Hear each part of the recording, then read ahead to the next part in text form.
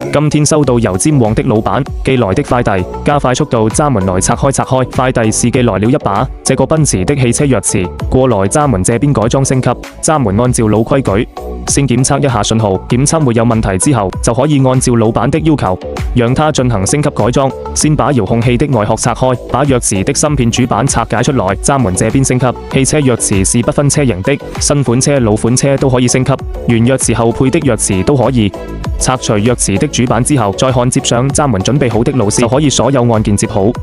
接一下正負極，他這個車也是低配的，閘門給他升級外觀、升級功能。接好主板之後，把主板裝到閘門液晶鑰匙上面去，裝上主板之後，一把全新的奔馳車鑰匙就升級完成。外觀選配了一個經典黑色。升級完之後，外觀就不一樣了，可以看時間，可以觸摸操作，對比一下老鑰匙。升級好的鑰匙非常帥氣，非常的有科技感，而且升級好的鑰匙也會升級新的功能。現在閘門先拿出檢測儀來檢一下，升級好的鑰匙檢測信號是正常的就可以了。升級好的鑰匙會升級靠近車時車門自動解鎖，離開車時車門也會自動鎖車、升窗，而且也可以連接手機，可以手機控車，會升級很多老鑰匙沒有的功能。現在鑰匙就升級。